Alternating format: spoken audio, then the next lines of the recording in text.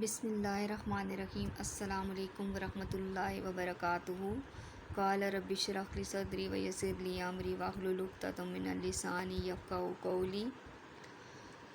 Army public school and college Dhamial Rawalpindi کی جانب سے ایبسیکس online support program round 3 کے لیکچر نمبر 11 کے ساتھ میں جماعت دہم کی اردو کی معلمہ صوبیہ یاسمین ہوں۔ پیارے بچوں، آج کے لیکچر نمبر 11 میں ہم نظم کسان پڑھیں گے، جس کے شاعر ہیں جوشملی آبادی۔ اس نظم میں جسے آپ پڑھیں گے تو آپ کو پتہ چلے گا کہ کھیتی باڑی ایک مقدس پیشہ ہے اور کسان کی محنت کے بارے میں جان سکیں گے، ملک کی ترقی میں کسان کتنا اہم کردار ادا کرتا ہے، اور جو خوبصورت منظر نگاری جوشملی آبادی نے اس میں کی ہے اور کتنے خوبصورت انداز میں انہوں نے کسان کی محنت کو پیش کیا ہے، ملکی معیشت میں کسان کا کیا کردار ہے، یہ سب آپ اس نظم میں پڑھیں گے۔ نظم کو شروع کرنے سے پہلے اس کے شاعر کے تعارف کی طرف آتے ہیں۔ جوشملی آبادی کے جو ہے وہ تعارف کیا ہے کہ آپ 1898 یعنی کہ 1898 میں پیدا ہوئے اور 1982 یعنی کہ 1982 میں وفات پائی۔ جوشملی آبادی لکھنؤ میں پیدا ہوئے۔ ان کا پورا نام شبیر حسن خان اور جوش تخلص تھا۔ کلمی نام جوشملی آبادی اختیار کیا۔ ان کے خاندان میں علم و ادب کی روایت موجود تھے۔ ان کے دادا بھی شاعر تھے۔ جوش نے عربی اور فارسی کی ابتدائی تعلیم گھر ہی میں حاصل کی۔ ان کا گھرانہ مالی طور پر آسودہ تھا۔ سینٹ پیٹرک کالج آگرہ اور علی گڑھ کالج میں زیر تعلیم رہے، مگر سینئر کیمبرج سے آگے نہ بڑھ سکے۔ اوائل میں رابندر ناتھ ٹیگور سے متاثر تھے، اس لیے ان کی شاعری میں ٹیگور کے اثرات ملتے ہیں۔ 1924 میں حیدرآباد دکن جا کر عثمانیہ یونیورسٹی کے دارالترجمہ سے وابستہ ہوئے اور تقریباً 13 سال تک وہاں ملازمت کی۔ بعد ازاں یعنی کہ بعد میں متعدد ادبی رسالوں کے مدیر ایڈیٹر رہے۔ جوش نے فلموں کے گیت بھی لکھے۔ 1956 میں پاکستان آ گئے اور ترقی اردو بورڈ کراچی سے منسلک ہوئے۔ عمر کا آخری زمانہ اسلام آباد میں گزارا۔ ان کے اہم اسلوب بیان کی جوش زبان و بیان پر ماہرانہ دسترس رکھتے تھے۔ الفاظ کے در و بست پر انہیں قدرت حاصل تھی۔ رومانوی شاعری میں ان کا امتیاز ہے۔ انہیں شاعر انقلاب بھی کہا جاتا ہے۔ بہت امپورٹنٹ پوائنٹ ہے یہ، آپ کے MCQs میں آ سکتا ہے کہ شاعر انقلاب کون سے شاعر کو کہا جاتا ہے، تو جوشملی آبادی کو کہا جاتا ہے۔ اردو کی مقبول ترین صنف سخن غزل سے ان کی دلچسپی نہ تھی، بلکہ ان کا شمار غزل کے مخالفین میں ہوتا ہے، یہ بھی اہم پوائنٹ ہے۔ وہ نظم کے شاعر تھے۔ ان کا پہلا مجموعہ کلام روح ادب 1929 میں شائع ہوا۔ یہ MCQs کے لیے بہت امپورٹنٹ پوائنٹ ہے۔ دیگر مجموعوں میں شعلہ و شبنم، جس سے یہ نظم کسان ماخوذ ہے، جس سے اخذ کی گئی ہے یہ نظم۔ دوسرا حرف و شکایت، سنبل و سلاسل، جذبات فطرت، سرود و خروش، شاعر کی راتیں وغیرہ شامل ہیں۔ جوش کی خود نوشت یادوں کی بارات ان کے اسلوب نثر کا نمونہ ہے۔ خود نوشت کہتے ہیں جو شاعر حضرات یا کوئی بھی جو مصنف ہے وہ اپنے بارے میں لکھتا ہے، آپ بیتی وغیرہ اپنے بارے میں لکھنا۔ نظم کے پہلے شعر کی طرف چلتے ہیں، تدریسی مقاصد کی طرف چلتے ہیں کہ آپ جو ہے کسان کی محنت کی تحسین سے آگاہ ہو سکیں، آپ میں جذبہ حب الوطنی اور محنت پیدا کرنا، اور دیہی زندگی اور ملکی معیشت میں کسان کی اہمیت کا احساس دلانا، آپ کو جوشملی آبادی کی نظم نگاری کے اسلوب سے متعارف کرانا، اور آپ مفہوم کو سمجھ کر تشریح کر سکیں، مشقی سوالات کے جوابات دے سکیں، کہانی کے اصول و ضوابط کو پڑھ کر کہانی تحریر کر سکیں۔ اس کے بعد چلتے ہیں جی اس کے شعر نمبر 1 کی طرف۔ شعر نمبر 1 ہے: جھٹ پٹے کا نرم رو دریا، شفق کا اضطراب، کھیتیاں میدان، خاموشی غروب آفتاب۔ اس کے مشکل الفاظ کے معنی کچھ اس طرح سے ہیں۔ جھٹ پٹا کہتے ہیں جی صبح اور شام کا وہ وقت جب سورج طلوع یا غروب ہو رہا ہو۔ نرم رو آہستگی سے بہتا ہوا۔ شفق سورج غروب ہونے کے بعد شام کی سرخی۔ اضطراب بے چینی، غروب آفتاب سورج کا ڈوبنا، غروب آفتاب قواعد کی روح سے مرکب اضافی ہے۔ اس کا مفہوم کچھ اس طرح سے ہے کہ آسمان پر شفق پھوٹتی ہے تو زمین کی ہر چیز کو اپنی لپیٹ میں لے لیتی ہے، کھیت میدان ہر طرف خاموشی چھا جاتی ہے۔ اس نظم میں شاعر نے فطرت کے مناظر کی تصویر کشی کی ہے۔ پہلے شعر میں شاعر نے غروب آفتاب کا منظر پیش کیا ہے۔ وہ شاعر کہتا ہے کہ جب دن کا اجالا شام کی سیاہی میں غروب ہونے لگتا ہے تو ہر طرف سرمئی سناٹے پھیلنے لگتے ہیں، تو آسمان پر شفق پھوٹتی ہے، افق پر چھائے ہوئے گلابی رنگ کی لپیٹ میں زمین کی ہر چیز آ جاتی ہے، کھیت میدان دریا کوہسار سب اسی کے رنگ میں رنگ جاتے ہیں، یعنی کہ ہر طرف خاموشی چھا جاتی ہے، ویرانی چھا جاتی ہے، اور تمام دن کی جو رونقیں ہیں وہ ماند پڑ جاتی ہیں۔ شعر نمبر 2 ہے، یہ سماں اور ایک قوی انسان یعنی کاشتکار، ارتقاء کا پیشوا تہذیب کا پروردگار۔ مشکل الفاظ، سماں منظر، قوی مضبوط، کاشتکار کسان، ارتقاء ترقی درجہ بدرجہ اوپر جانا، پیشوا امام، تہذیب رہن سہن، پروردگار پالنے والا۔ شعر نمبر 2 میں کا مفہوم کچھ اس طرح سے ہے کہ ایسے منظر میں ایک مضبوط انسان یعنی کسان جو کہ ترقی کا امام اور تہذیب کا پیدا کرنے والا ہے۔ دوسرے شعر میں شاعر اپنی اس نظم کے اصل موضوع کی طرف آتا ہے اور وہ کسان کے بارے میں بتاتا ہے کہ شام ہوتے ہی سب لوگ اپنے گھروں کی طرف لوٹ آتے ہیں، یوں تو سب ہی اپنے حصے کا کام کر کے آتے ہیں، لیکن ان سب میں کسان وہ محنت کش ہستی ہے جس کی سخت محنت کا پھل یہ پورا زمانہ کھاتا ہے۔ کسان کھیتوں کا بادشاہ ہے۔ ایک تنومند کسان صبح سویرے اپنے کام کا آغاز کرتا ہے اور دن ڈھلے مسلسل اپنے کام میں مصروف رہتا ہے۔ یہی کسان ملک و قوم کو ترقی دیتا ہے، ملک کی معیشت کو مضبوط بناتا ہے، کیونکہ کسی بھی ملک کی معیشت کا انحصار اس کی زرعی پیداوار پر ہوتا ہے، اور کسانوں کی جدوجہد کی وجہ سے ہی یہ تمام ارتقائی مراحل طے ہوتے ہیں۔ شعر نمبر 3 ہے، جلوہ قدرت کا شاہد، حسن فطرت کا گواہ، ماہ کا دل، مہر عالم تاب کا نور نگاہ۔ فطرت شاہد گواہ، ماہ چاند مہر سورج عالم جہاں تاب روشن، مہر عالم تاب جہاں کو روشن کرنے والا سورج، نور نگاہ نظر کا اجالا۔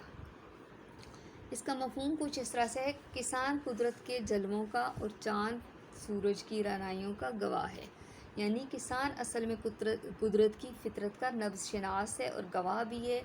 اس کی نظر کام کی مناسبت سے وقت اور موسم کے لمحے لمحے پر مرکوز رہتی ہے، ہر ایک لمحے کی تبدیلی سے وہ واقف ہوتا ہے۔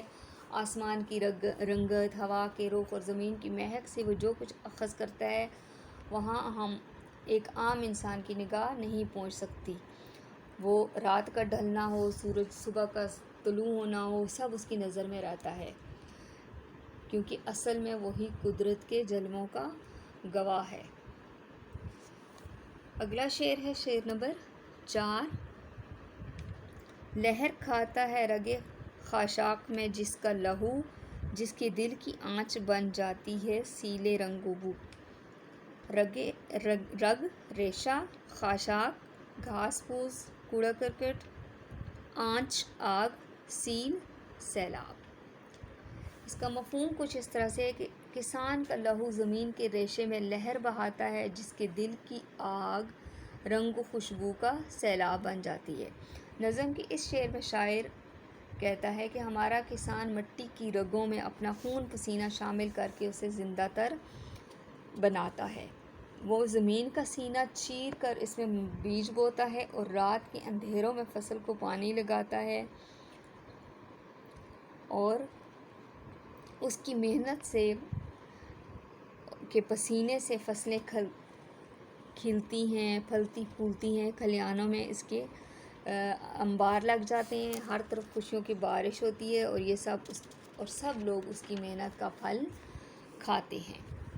شعر نمبر 5 ہے، دوڑتی ہے رات کو جس کی نظر افلاک پر، دن کو جس کی انگلیاں رہتی ہیں نبض خاک پر۔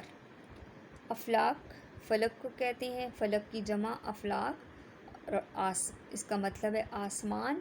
نبض رگ کو کہتے ہیں، خاک پٹی کو۔ اس کا مفہوم کچھ اس طرح سے ہے کہ کسان کی نظر رات کو آسمان پر دوڑتی ہے اور دن کو اس کی انگلیاں خاک کے نبض پر، یعنی کہ خاک کی نبض پر رہتی ہیں۔ اس شعر میں شاعر کہتا ہے کہ کسان دن اور رات کے 8ویں پہر مصروف رہتا ہے، یعنی کہ دن اور رات میں وہ ہر وقت جو ہے وہ مصروف رہتا ہے۔ رات کو کبھی وہ ہوا میں نمی محسوس کرتا ہے، کبھی وہ بادلوں کو دیکھتا ہے، کبھی ستاروں کی چمک یا دھندلے پن کو دیکھتا ہے، تو ان تمام چیزوں سے اسے اگلے دن کے موسم کے مزاج کا اندازہ ہو جاتا ہے، اور ہم میں سے شاید ہی کوئی ایسا ہو جو اس چیز کا اندازہ لگا سکے، لیکن وہ اپنی تمام خواہشات کو پس پشت ڈال کر فصلوں کی ضرورت کے مطابق دعائیں کرتا ہے کہ موسم ایسا ہو جو کہ اس کی فصلوں کے لیے اچھا ثابت ہو اور اس کی فصلیں جلد پک جائیں۔ دن بھر وہ اپنے کھیتوں اور کھلیانوں کی خبر گیری کرتا ہے، کبھی ہل چلاتا ہے، کبھی مٹی کو نرم کرتا ہے، کبھی جڑی بوٹیاں صاف کرتا ہے، کبھی زمین میں کھاد ڈالتا ہے۔ وہ مٹی کا نبض شناس ہوتا ہے اور وہ موسم کی تبدیلیوں کا جائزہ لے کر مناسب اقدامات کرتا رہتا ہے۔ شعر نمبر 6 ہے، سرنگوں رہتی ہیں جس سے قوتیں تخریب کی، جس کے بوتے پر لچکتی ہے کمر تہذیب کی۔ سرنگوں جھکا ہوا، تخریب خراب ہونا، بوتے طاقت بل، تہذیب انسانیت شائستگی یا معاشرے میں رہن سہن کا طریقہ۔ اس کا مفہوم کچھ اس طرح سے ہے کہ کسان کی وجہ سے تخریب کرنے والی قوتیں اپنے سر کو جھکائے رکھتی ہیں اور اس کی ہمت پر تہذیب پھلتی پھولتی ہے۔ کسان کی ہمت اور حوصلے کو داد دیتے ہوئے جوش کہتے ہیں کہ کسان ہی ہے جس کی محنت کا پھل ہم کھاتے ہیں۔ انہی کی محنت کی وجہ سے معیشت مضبوط ہوتی ہے اور ملک میں خوشحالی آتی ہے۔ جب معاشی استحکام ہوتا ہے تو کوئی بھی منفی یا تخریبی قوت آپ کے خلاف سر نہیں اٹھا سکتی، کوئی بھی آپ کی مخالفت کی جرأت نہیں کر سکتا۔ وہ لوگ ہیں جو ہماری اقدار، روایات اور تہذیب کے علمبردار ہیں، جن کی محنت سے معاشرہ خوشحال ہوتا ہے اور ہر گھر میں خوشیاں اترتی ہیں۔ یعنی کہ یہ تمام جو چیزیں ہیں یہ کسان کی وجہ سے ہیں۔ ہماری جو ثقافت ہے، ہماری جو تہذیب و ثقافت ہے، رسم و رواج ہے، سب اسی کے بل بوتے پر پھلتے اور پھولتے ہیں۔ شعر نمبر 7 ہے، جس کے بازو کی صلابت پر نزاکت کا مدار، جس کے کس بل پر اکڑتا ہے غرور شہریار۔ صلابت طاقت کو کہتے ہیں، نزاکت نرم و نازک، مدار دار و مدار، کس بل طاقت، شہریار بادشاہ۔ مفہوم اس کا کچھ اس طرح سے ہے کہ کسانوں کی قوت بازو پر نزاکت کا انحصار ہے اور اس کے ملک کی قوت پر بادشاہ کا غرور قائم ہے۔ اس شعر میں شاعر نے غزل کا انداز اختیار کیا ہے۔ شاعر کہتا ہے کہ وطن ہماری محبوبہ کی طرح ہے، محبوب کے ناز و انداز اس کے حسن اور نزاکت کی داد بھی اس کا محبوب دیتا ہے۔ یہ انداز اسی وقت پیدا ہوتا ہے جب کوئی ناز اٹھانے والا موجود ہو۔ کسان بھی اپنے وطن اور دھرتی پر اپنے کھیتوں کے نازک تنے کو اپنے زور بازو پر اٹھاتے ہیں۔ ان کی طاقت اور حوصلہ بدن کی مضبوطی اس زمین پر آنچ نہیں آنے دیتے اور انہی کی محبت وطن کے ماتھے پر جھومر کی طرح چمکتی ہے اور انہی کی بخشے ہوئے استحکام پر ہر حکمران بھی سینہ تان کر چلتا ہے۔ گویا کسان ملک کی خوشحالی کا ضامن ہے۔ بقول شاعر، میرے دہقان یوں ہی ہل چلاتے رہیں، میری مٹی کو سونا بناتے رہیں۔ اگلا شعر ہے، شعر نمبر 8، دھوپ کے جھلسے ہوئے رخ پر مشقت کے نشاں، کھیت سے پھیرے ہوئے منہ گھر کی جانب رواں۔ رخ چہرہ مشقت، سخت محنت، رواں جاری۔ اس شعر میں اس منظر میں ہمیں ایک ایسا انسان نظر آتا ہے جو ہر طرح کے سخت موسم کو اپنے تن بدن پر جھیلتا ہے اور پھر اپنے کھیتوں اور فصلوں کی خبرگیری کرتا ہے، ان کو ہرا بھرا رکھتا ہے، جس سے ہمیں محنت کا درس ملتا ہے۔ اس آخری شعر میں شاعر کہتا ہے کہ کسان سخت دھوپ اور گرمی، کڑکڑاتے جاڑے سب اپنے بدن پر برداشت کرتا ہے۔ ہر طرح کے موسم میں وہ اپنے کھیتوں اور فصلوں کی خبرگیری کرتا ہے، لیکن کبھی آرام کو ترجیح نہیں دیتا۔ کام کرتا ہے، فصلوں کی دیکھ بھال کرتا ہے۔ کسان کے جسم کو یہ جو گرمی ہوتی ہے، دھوپ ہوتی ہے، یہ اس کے جسم کو جھلسا دیتی ہے، لیکن اس کی مشقت بہرحال جاری رہتی ہے۔ وہ صبح سویرے ہل کاندھے پر رکھ کر کھیتوں کی طرف رخ کرتا ہے، اور جو اس کی مشقت کے نشان ہیں وہ اس کے چہرے پر گہرے نقوش ڈال دیتے ہیں، لیکن گھر جانے کی خوشی واپسی پر شام کو اسے پھر تازہ دم کر دیتی ہے۔ یہ کسان ہی ہے جو اپنی صحت، جوانی، حسن، تازگی سب کچھ اپنی اس مٹی کی نظر کر دیتا ہے۔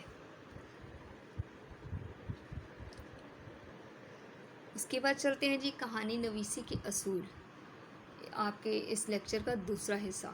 کہانی کے 3 حصے ہوتے ہیں، یعنی کہ آپ مین اس کا جو ہے عنوان لکھتے ہیں، اس کے بعد اس کی جو کہانی کا عنوان سے ریلیٹڈ جو کہانی ہوتی ہے وہ لکھتے ہیں، اور آخر میں اس کا نتیجہ۔ اس میں جب بھی کہانی لکھیں اس میں ماضی کا صیغہ استعمال ہوتا ہے، حال میں نہیں لکھنی، ماضی میں کہانی لکھی جاتی ہے۔ واقعات میں ربط و تسلسل ہونا چاہیے، یعنی کہ شروع کی بات آخر میں اور آخر کی بات شروع میں یا درمیان میں ایسے نہیں لکھنی چاہیے۔ جب بھی کہانی سٹارٹ کی جائے یعنی کہ ابتدا کی جائے تو اس کا ذکر عموماً اگر ہم نے دیکھا ہے کہ کہا جاتا ہے کہ ایک دفعہ کا ذکر ہے یا بہت عرصہ پہلے کی بات ہے، اس طرح سے لکھا جاتا ہے۔